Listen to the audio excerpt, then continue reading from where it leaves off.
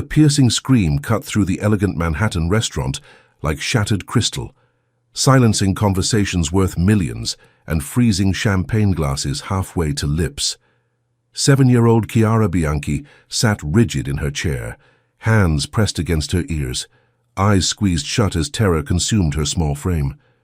Her father, Luca Bianchi, the man who controlled half of Brooklyn's docks, reached toward her desperately, his powerful hands trembling with helplessness. "Chiara, please!" His voice cracked, the same voice that commanded respect from judges and fear from enemies. But the child only screamed louder, her body shaking as she stared at the empty chair beside her, the chair where her mother should have been sitting, where she would never sit again. Security moved closer. Wealthy diners whispered behind napkins. The maitre d' sweated through his expensive suit. In 2 years since his wife's death, Luca had faced down rival families, federal investigations, and corporate takeovers. But his daughter's grief?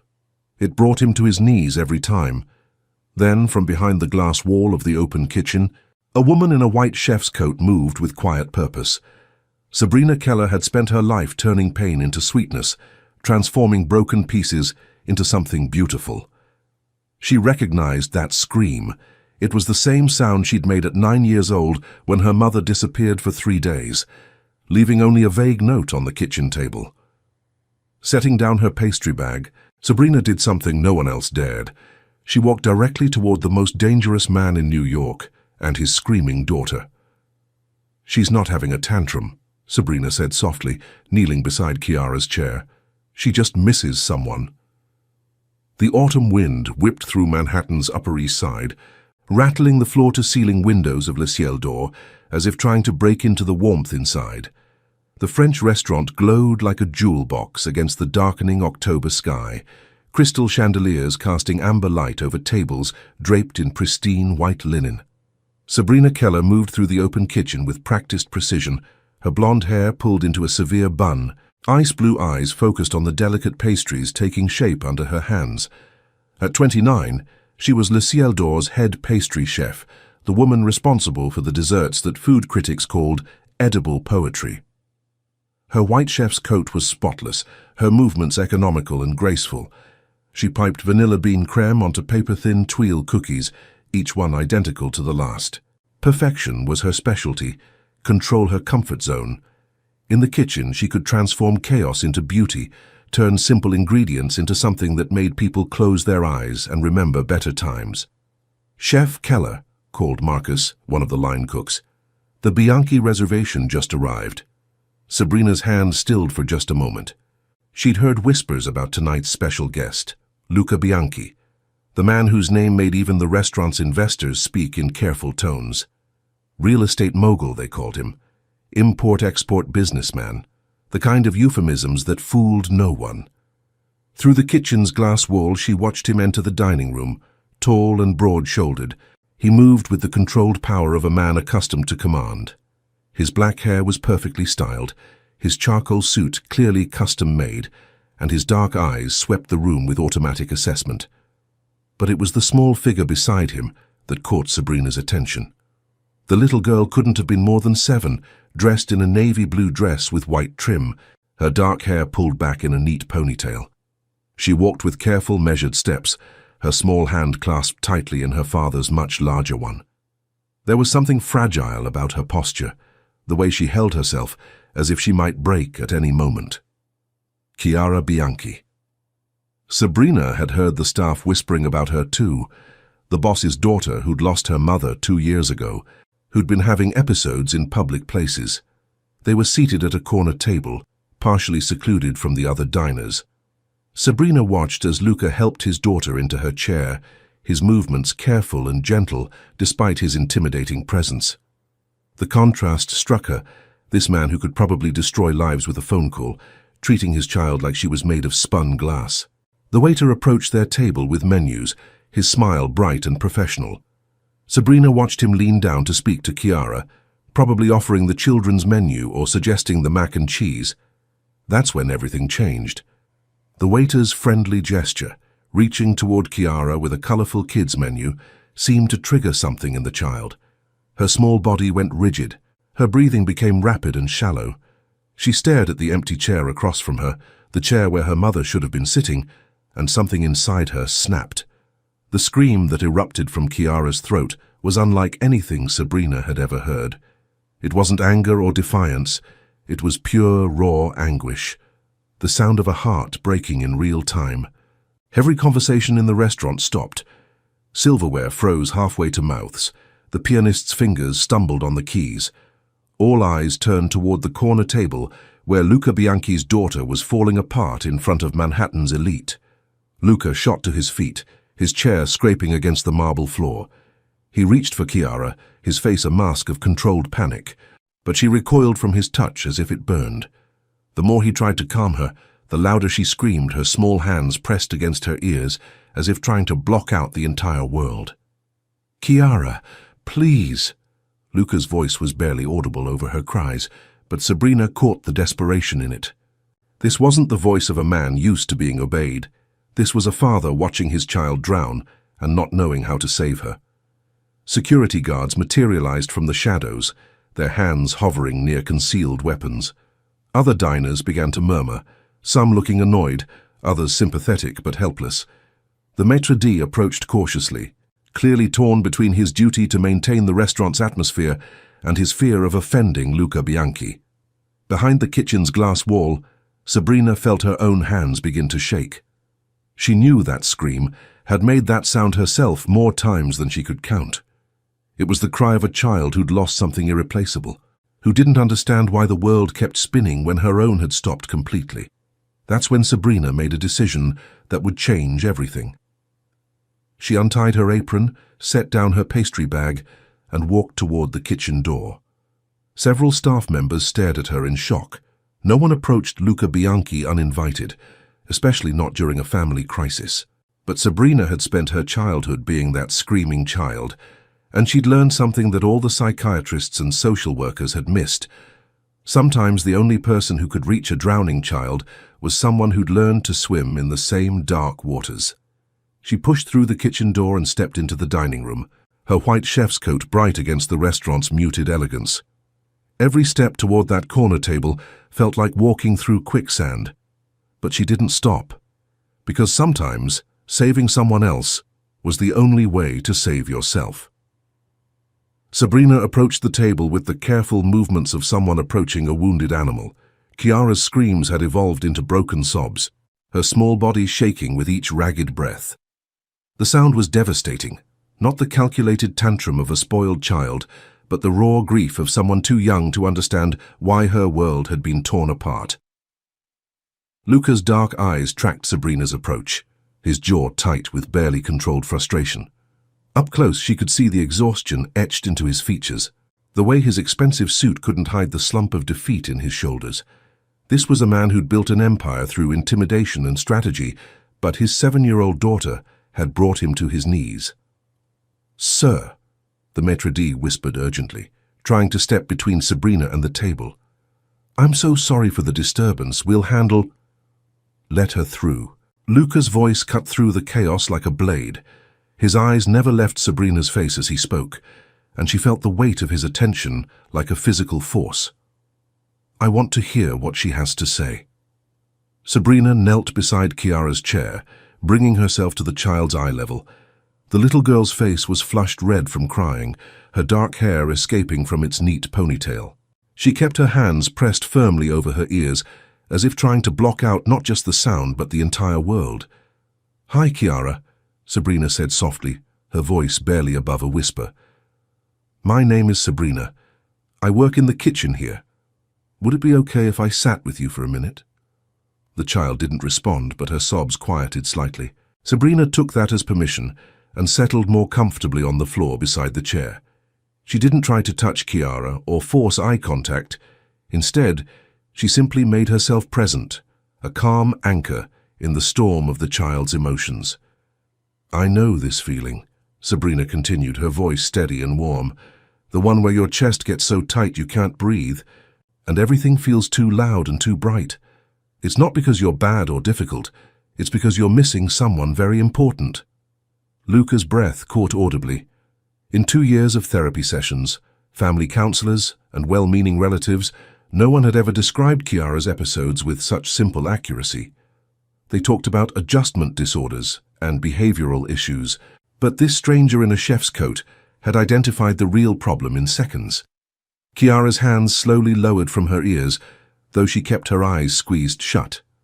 Sabrina reached into her coat pocket and pulled out a small wrapped candy, a lavender honey drop she'd made earlier for the staff to sample. "When I was your age," Sabrina said, unwrapping the candy slowly, "I used to scream like that too. My mum would go away sometimes, and I didn't know when she was coming back. The screaming was the only way I could tell everyone how much it hurt inside." The honesty in her voice seemed to reach something deep within Kiara. The little girl's eyes fluttered open, red-rimmed and full of tears, and for the first time since the episode began, she looked directly at someone. "She's not coming back," Kiara whispered, her voice hoarse from screaming. "Mama's not coming back, and I keep forgetting and looking for her." The words hit Luca like a physical blow. He'd known, intellectually, that Kiara was grieving. But hearing her articulate the reality of permanent loss in such stark terms made his own eyes burn with unshed tears. "No, she's not coming back," Sabrina agreed gently, and Luca tensed, expecting this honesty to trigger another breakdown. Instead, Kiara seemed to relax slightly, as if someone finally understanding her pain was a relief. "And that's the worst thing that could happen to someone who loves their mama as much as you do." Sabrina offered the honey drop to Kiara, who took it with trembling fingers. "But you know what I learned? The missing never goes away, but it changes. Instead of feeling like you're drowning, it starts to feel like carrying something precious. The love doesn't disappear just because she did." Kiara sucked on the candy thoughtfully, her breathing gradually returning to normal. Around them, the restaurant had resumed its quiet hum of conversation, but their corner table remained an island of intimate grief and healing.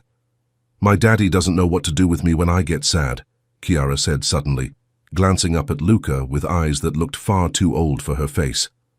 Luca's composure cracked visibly. "Kiara, it's okay, Daddy," she said with the matter-of-fact wisdom that sometimes emerged from children who'd been forced to grow up too fast. "Mama always knew what to do. You're still learning."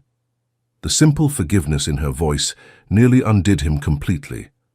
Sabrina watched this powerful, dangerous man struggle with emotions he clearly wasn't equipped to handle, and felt something shift in her chest. Beneath the expensive suit and intimidating reputation was just a father who'd lost his partner in raising their child. "Your daddy loves you very much," Sabrina said, looking between father and daughter. "Sometimes when people love us that much, they get scared when we're hurting because they want to fix it so badly. But some things can't be fixed. They can only be felt." She stood slowly, smoothing down her chef's coat. "Would you like me to make you something sweet? Sometimes when my heart feels too heavy, a little bit of sugar helps it remember that good things still exist." Kiara nodded, wiping her nose with the back of her hand.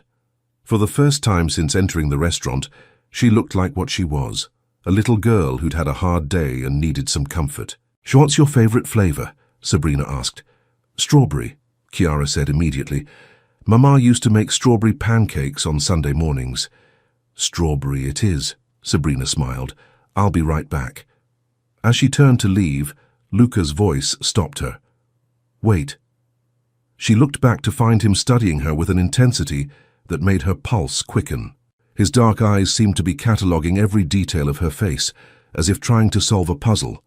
"How did you know?" he asked quietly. "How did you know what she needed when doctors and therapists couldn't figure it out?" Sabrina hesitated, aware that she was about to reveal more about herself than she'd intended. "Because I was her once, and no one ever told me it was okay to miss my mother. They just wanted me to stop crying and act normal."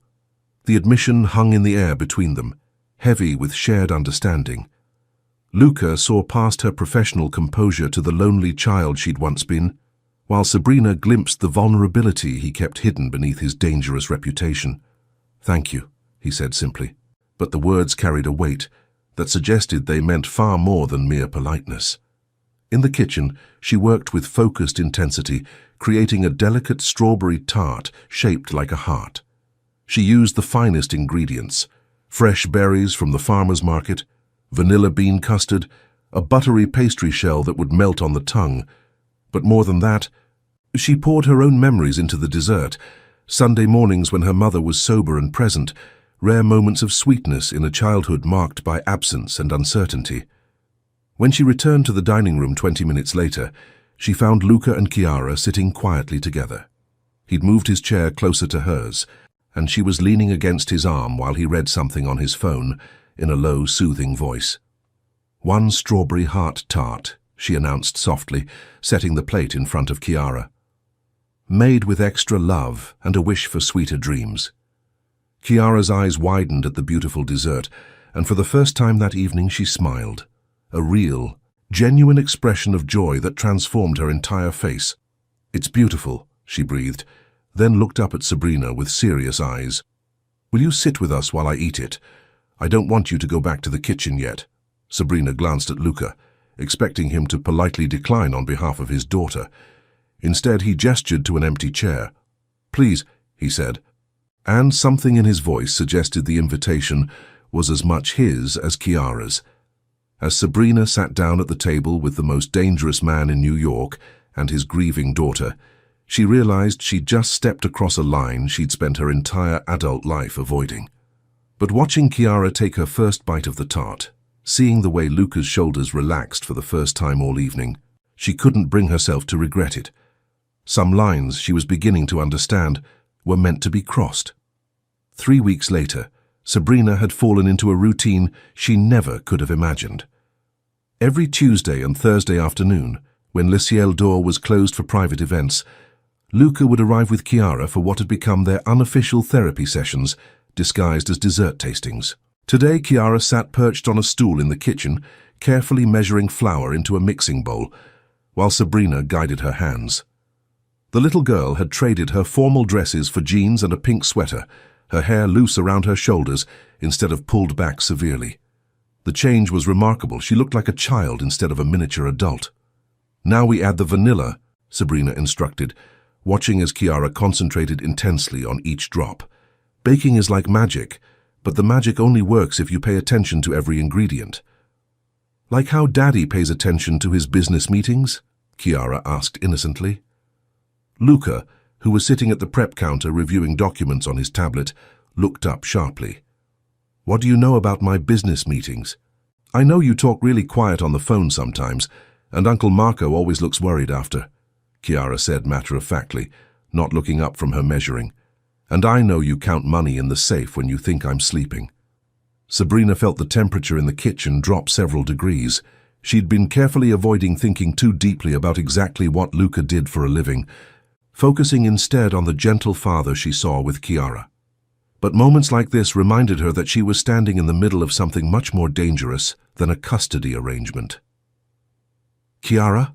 Luca's voice carried a warning edge. "We don't talk about—" "It's okay, Daddy," Chiara interrupted with the fearless honesty of childhood. "Sabrina already knows you're not really in real estate." She's smart. She figured it out the first day. Both adults stared at the 7-year-old who continued mixing batter as if she hadn't just dropped a conversational bomb. Sabrina felt heat rise in her cheeks as Luca's dark gaze fixed on her with laser intensity. "Is that so?" he said quietly, setting down his tablet and giving Sabrina his full attention. "I don't ask questions that aren't my business," Sabrina said carefully, focusing on Chiara's hands rather than meeting Luca's eyes. "Your daughter needed help. That's all that mattered to me." "But you're not stupid," Luca pressed, standing and moving closer to where she stood. "You know exactly who I am and what I do, and you're still here." The statement hung in the air like a challenge. Sabrina could feel the weight of his presence behind her, the subtle threat that always lurked beneath his careful courtesy. "Yes," she said simply, finally turning to face him. "I know who you are. And I'm still here because she needs someone who understands what it's like to be a child in an adult world that doesn't make sense." Something flickered in Luca's dark eyes. Surprise, perhaps, or respect. Most people either cowered in his presence or tried to use his reputation for their own gain. Sabrina was doing neither. "Aren't you afraid?" he asked, his voice low enough that Chiara couldn't hear. Sabrina considered the question seriously. "Of you? No, of caring too much about both of you. Terrified." The honesty of her answer seemed to catch him off guard. Before he could respond, the kitchen door burst open with enough force to rattle the prep tables. Marco Benedetti, Luca's lieutenant, strode in with his face flushed and his usual composure completely shattered. "Luca, we have a problem," he said urgently, then stopped short when he saw Chiara and Sabrina. "Shit! Sorry, boss, I didn't know—" "Language," Luca snapped, immediately moving to position himself between Marco and his daughter. "What's so urgent it couldn't wait?" Marco glanced meaningfully at Sabrina and Chiara, clearly uncomfortable discussing business in front of civilians. "Maybe we should—" "No," Luca cut him off. "Say what you came to say." "The Kozlov shipment was intercepted," Marco said reluctantly. "Federal agents, not local cops. Someone tipped them off about the timing and location. We've got a leak, and it's someone with access to the highest levels of operation." Sabrina felt the blood drain from her face as the reality of Luca's world crashed into their peaceful afternoon. Federal agents, shipments, leaks. These weren't the vague business dealings she'd been able to ignore. This was active criminal enterprise, the kind that put people in federal prison for decades. Chiara, oblivious to the tension crackling between the adults, continued decorating her cake. But Sabrina saw the moment Luca's entire demeanor shifted. The gentle father disappeared, replaced by the cold, calculating crime boss she'd only heard rumors about. "How much did we lose?" he asked, his voice deadly quiet. 12 million, plus the contacts in customs. And Luca. Marco hesitated, glancing again at Sabrina. "They're asking questions about the restaurant, about your regular meetings here." The words hit Sabrina like a physical blow. The restaurant, their safe haven, the place where Chiara had learned to smile again, was now compromised. And worse, she was part of the pattern that had drawn federal attention. "I see," Luca said, his dark eyes finding Sabrina's across the kitchen. She saw the exact moment he made his decision, watched his face close off like shutters slamming shut. "Marco, take Chiara to the car. Now." "Daddy?" Chiara looked up from her cake, finally sensing the tension in the room. "What's wrong? Why does Uncle Marco look scared?" "Nothing's wrong, Princess," Luca said, but his voice had gone flat and emotionless. "We just need to go home now." "But I'm not finished decorating." "Now, Chiara." The command in his voice made the little girl's eyes widen with hurt confusion. As Marco led a protesting Chiara from the kitchen, Luca turned back to Sabrina. The man who'd sat reading to his daughter 20 minutes ago had vanished completely, replaced by someone cold and dangerous. "This was a mistake," he said quietly. "All of it. I should never have involved you in our lives." "Luca." "No." His voice cut through her protest like a blade. "You heard what Marco said. The feds are watching this place, watching me. Which means they're watching you now too. I won't be responsible for destroying your life." Sabrina felt something breaking apart in her chest. "So that's it? You're just going to walk away? What about Chiara? She needs to be safe," Luca interrupted harshly. "And she can't be safe around me. Neither can you." He moved toward the door, then paused without turning around. "Thank you for what you did for her, for both of us. But it's over." And then he was gone, leaving Sabrina alone in the kitchen with the lingering scent of vanilla and the devastating realization that she'd fallen in love with a man who lived in a world that could destroy everything she'd worked to build. The half-decorated cake sat abandoned on the counter, a sweet reminder of the family she'd never really had and had just lost forever. 2 weeks passed in agonizing silence. Sabrina threw herself into work with desperate intensity, arriving at Le Ciel d'Or before dawn and staying until the last customer left. She created increasingly elaborate desserts, architectural marvels of spun sugar and chocolate that earned rave reviews from food critics and left her feeling completely empty inside. The restaurant felt different now. Every time the door opened, her heart jumped. hoping to see a little girl in a pink sweater and the man who'd turned her carefully ordered world upside down. But they never came. The corner table where they'd shared so many quiet afternoons remained occupied by other diners, wealthy couples who complained about the wine selection, and business associates who discussed mergers over 7-course meals. None of them needed her the way Chiara had. None of them looked at her the way Luca had in those unguarded moments when he'd forgotten to be dangerous. Her phone buzzed with a text from an unknown number. "She won't eat, won't talk, please." Sabrina's hands trembled as she read the message. No signature, but she knew who'd sent it. Luca, reaching out despite his own decree that contact was too dangerous. The fact that he'd broken his own rule meant Chiara was in serious trouble. She typed back quickly, "Where are you?" The response came immediately. "Home, Brooklyn Heights, 47 Remsen Street. Come alone." Sabrina stared at the address, her heart racing. Going to Luca's house was crossing a line she couldn't uncross. It meant entering his world completely, seeing the full scope of what he was. But the thought of Chiara suffering, of that bright little girl retreating back into the darkness of grief, made the choice simple. She told Augusta she was sick and caught the subway to Brooklyn, her chef's coat traded for jeans and a sweater. The address led her to a stunning brownstone in one of Brooklyn's most exclusive neighborhoods, the kind of place that cost millions and came with its own security system. The man who answered the door wasn't Luca. Tall, broad-shouldered, with the alert posture of professional security, he looked her up and down with obvious suspicion. "You're the chef," he said. It wasn't a question. "I'm here to see Chiara," Sabrina replied, lifting her chin despite her nervousness. "Boss is expecting you, 3rd floor, end of the hall." The interior of the house was even more impressive than the exterior. Original hardwood floors, crown molding, artwork that belonged in museums. But Sabrina barely noticed the luxury.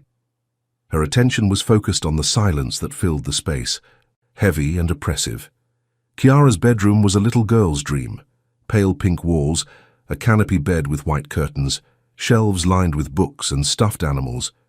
But the child curled up in the window seat looked nothing like the happy girl who decorated cakes in the restaurant kitchen.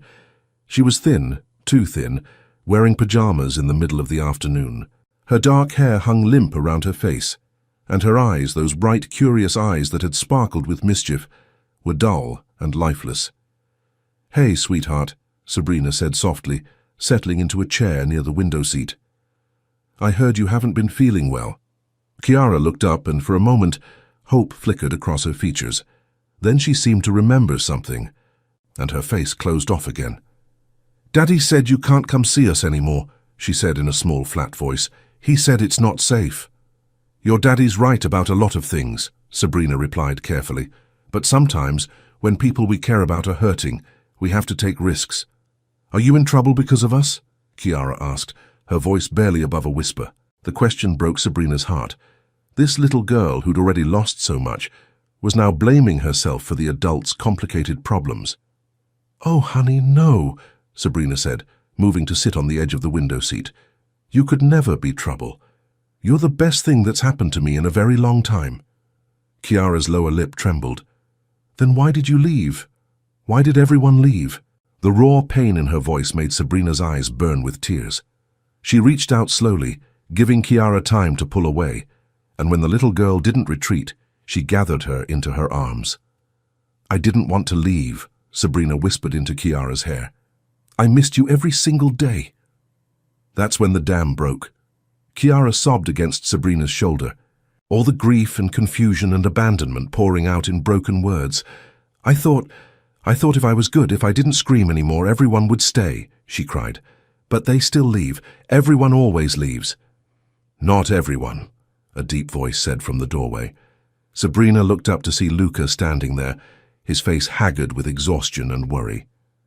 He looked like he'd aged years in the 2 weeks since she'd seen him, his usually perfect appearance disheveled, dark circles under his eyes, his expensive suit wrinkled.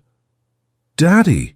Chiara launched herself from Sabrina's arms into Luca's, and he caught her with the desperate relief of a man who'd thought he'd lost everything.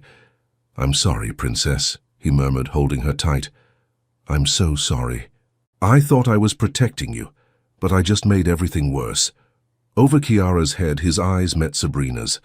The raw vulnerability she saw there took her breath away. This wasn't the cold crime boss who'd dismissed her from the kitchen. This was a broken father who'd realized his mistakes too late. I called you, he said quietly, because she needs you, we both need you. And I don't know how to fix this without you. Sabrina felt her carefully constructed walls crumbling. Luca, the federal investigation. I don't care, he said fiercely. Let them watch, let them investigate. I won't lose my daughter to protect a business. And I won't lose you either. The declaration hung in the air between them, heavy with implications neither was quite ready to voice. But as Sabrina looked at this small, broken family, a dangerous man brought to his knees by love, a little girl who'd learned too young that people disappear, she knew she was already lost. What are you saying? She asked. Luca set Kiara down gently, his hands framing her small face. I'm saying that some things are worth the risk. You taught me that. He turned to Sabrina, and she saw her own feelings reflected in his dark eyes. Love, fear, desperate hope. Stay, he said simply. Whatever comes next, we'll face it together, all three of us. As Kiara grabbed both their hands, linking them together in a circle of connection and possibility, Sabrina realized that sometimes the most dangerous choice was also the only one worth making.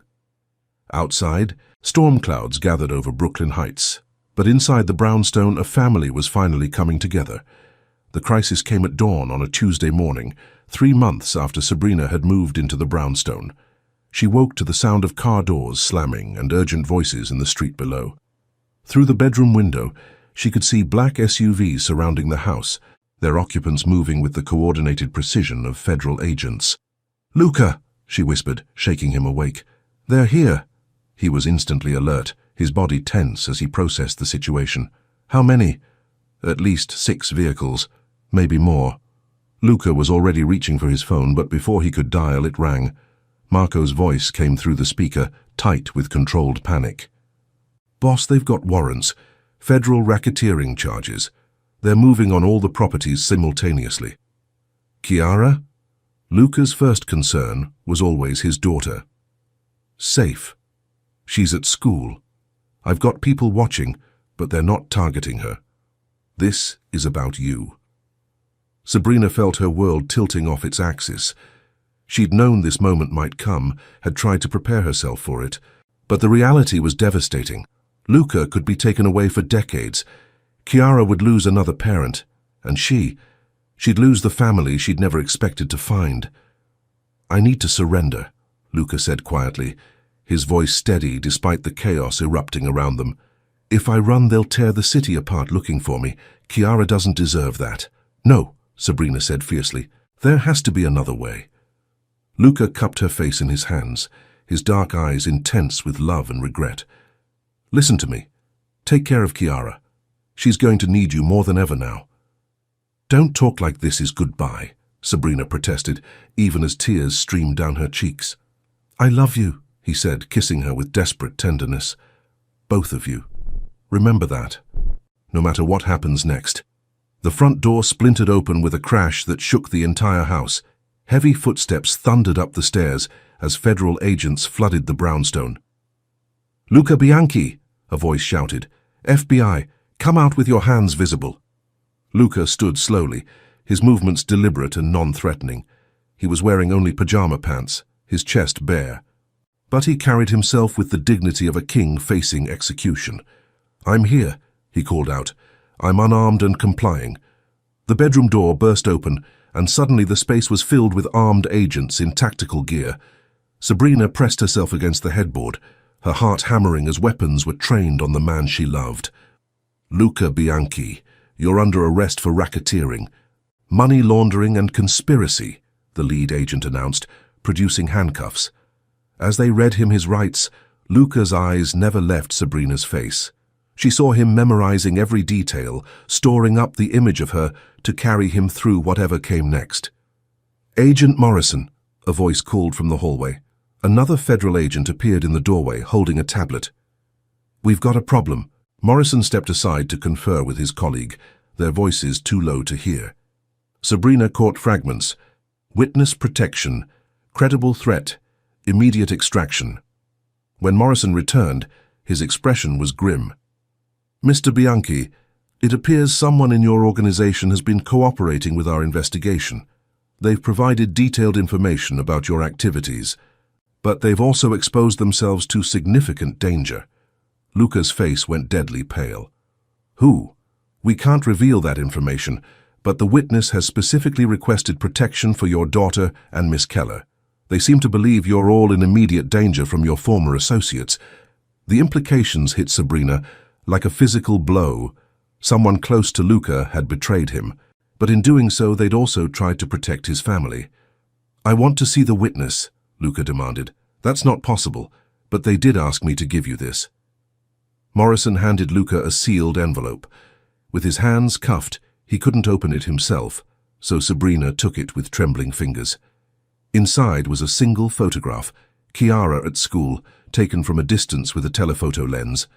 On the back, someone had written in block letters, "She's next." Luca's composure finally cracked. "Get them out of here," he said urgently to Morrison. "Whatever deal you're offering, I'll take it. Just protect them." "Actually," Morrison said, "the deal isn't for you, it's for them." He turned to Sabrina, his expression surprisingly gentle. "Miss Keller, our witness has provided evidence that you've been documenting financial irregularities at the restaurant where you work, money laundering operations that you reported to the IRS 3 months ago." Sabrina stared at him in confusion. "I never reported anything to the IRS. According to our records, you did. Detailed reports about cash transactions that didn't match the restaurant's stated revenue. You've been an unwitting federal informant for months." The pieces clicked into place with sickening clarity. Someone had been using her identity, her position at the restaurant, to feed information to the federal government. She'd been set up as a witness without her knowledge, which meant she was now a target for Luca's enemies. "The witness protection offer extends to you and Chiara," Morrison continued. "New identities, relocation, full federal protection. You'll be safe." "What about Luca?" Sabrina asked. Morrison's expression hardened. "Mr. Bianchi will be processed according to federal guidelines." "No," Sabrina said firmly. "If you want my cooperation, if you want me to testify about what I've supposedly witnessed, then you include him in the protection deal." Morrison looked between her and Luca, clearly calculating the value of her cooperation against the cost of protecting a known crime boss. "There might be a way," he said slowly, "if Mr. Bianchi were willing to provide information about his organization's structure, financial operations, key players. The federal prosecutor might be willing to consider a reduced sentence and protective custody." Luca's jaw tightened. Cooperating with federal authorities went against everything he'd been raised to believe. But as he looked at Sabrina's determined face and thought about Chiara's safety, the choice became clear. "What kind of information?" he asked. "Everything," Morrison said bluntly. "Names, locations, financial records, operational details, complete cooperation in exchange for a new life." The silence stretched between them, heavy with the weight of impossible choices. Finally, Luca nodded. "Do it," he said. "Set up the deal. But I want guarantees about their safety first." Morrison smiled for the first time since entering the room. "I think we can work something out." As federal agents began the complex process of dismantling Luca's old life and building new ones for all 3 of them, Sabrina realized that sometimes salvation came from the most unexpected sources. The criminal empire that had brought them together was also the thing that would set them free. 6 hours later, they sat in a federal safe house in New Jersey, waiting for Chiara to be brought to them under protective escort. Luca's hands were finally uncuffed, and he held Sabrina close as they watched the sun set over their old lives. "Are you sure about this?" he asked quietly. "Once we're in witness protection, there's no going back. No more restaurant, no more New York, no more anything familiar." Sabrina thought about the question seriously. She was giving up her career, her independence, her carefully constructed life. But as she looked at this man who'd chosen love over loyalty, who'd sacrificed everything to keep his family safe, she knew her answer. "I'm sure," she said. "Home isn't a place. It's the people who love you enough to start over." When Chiara finally arrived, confused and frightened by the day's events, she ran straight into their arms. As the three of them held each other in the anonymous safe house, Sabrina realized that sometimes the most dangerous love was also the most worth fighting for. They'd lost everything they thought they needed and found everything they actually wanted, years later. The small bakery in Asheville, North Carolina smelled like vanilla and possibility.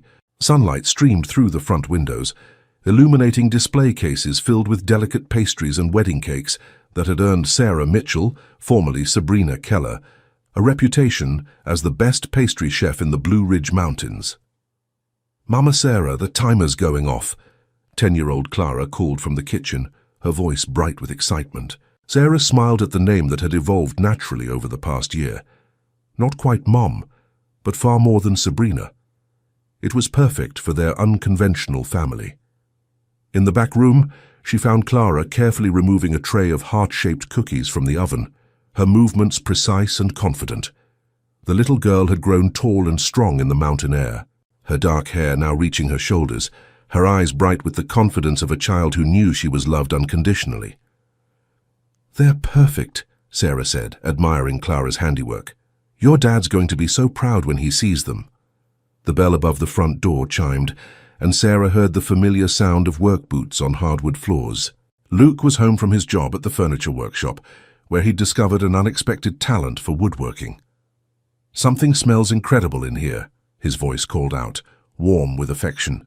"We're in the kitchen," Clara shouted back, then lowered her voice to a conspiratorial whisper. "Remember, we're just making regular cookies, nothing special." Luke appeared in the doorway, his dark hair now streaked with silver at the temples, his face tanned from outdoor work. He'd traded his expensive suits for jeans and flannel shirts, but he still carried himself with quiet authority. "Just regular cookies?" he asked, raising an eyebrow as he took in the elaborate decorating station Clara had set up. "With royal icing and edible gold leaf?" "Very regular," Clara insisted solemnly, then broke into giggles as Luke swept her into a hug. Sarah leaned back against his chest as he wrapped his arms around her from behind, marveling at how safe she felt in his embrace. The first year in witness protection had been difficult, learning new names, new histories, constantly looking over their shoulders. But gradually, they'd built something real in this small mountain town. "The federal prosecutor called today," Luke said suddenly, his voice careful. "The last of the appeals have been exhausted. Everyone who was going to be convicted has been convicted. Our testimony is no longer needed." Sarah felt her heart skip. "What does that mean for us?" "It means we're free," Luke said simply. "Free to choose new names legally, to stay here permanently, to build whatever life we want. The witness protection program is officially over." Clara looked confused. "Does that mean we have to leave?" "No, sweetheart," Luke assured her quickly. "It means we get to choose. We can stay here, keep the life we've built, or we can go anywhere we want." Sarah thought about the question seriously. She was giving up nothing now. This was the life she'd chosen, day by day, moment by moment. "I want to stay," she said firmly. "This is home now." Clara nodded enthusiastically. "Me too. I like my school and my friends and the mountains." Luke's smile was radiant with relief and joy. "Then we stay. We make it official. New birth certificates, social security numbers, the whole thing. Luke and Sarah Mitchell, and their daughter Clara." "Their daughter?" Clara repeated wonderingly. "Really? Like, officially?" "If you want," Sarah said, her throat tight with emotion. "We'd like to adopt you officially. Make you a Mitchell for real." Clara launched herself into Sarah's arms, tears streaming down her face. Yes, I want that more than anything." As Luke joined their embrace, wrapping his strong arms around both of them, Sarah felt a completeness she'd never experienced before. They'd lost their old lives, their old names, everything they'd thought defined them. But in return, they'd found something infinitely more valuable. They'd found each other. Later that night, after Clara had gone to bed clutching the adoption papers Luke had been secretly preparing, Sarah and Luke sat on their back porch swing, watching fireflies dance in the darkness. "Do you ever regret it?" Sarah asked quietly. Giving up everything you built, everything you were. Luke was quiet for a long moment. I regret the choices that made it necessary, he said finally. But leaving that life behind? Choosing this one? Never. He pulled her closer, his voice dropping to the intimate tone he used only with her. You saved us, you know. Both of us. Kiara was disappearing into her grief, and I was so lost in my own guilt and fear that I couldn't reach her. You brought us back to life. We saved each other, Sarah corrected, settling more comfortably against his side. That's what families do. As they rocked gently in the mountain breeze, surrounded by the peaceful sounds of their chosen home, Sarah thought about the screaming little girl in the expensive restaurant, the dangerous man who'd been brought to his knees by love, and the lonely chef who'd found her courage in a moment of crisis. Sometimes the most beautiful love stories began with the most broken people. Sometimes salvation came disguised as destruction. And sometimes, when you lost everything you thought you needed, you discovered everything you'd actually been searching for. The Mitchell family was home,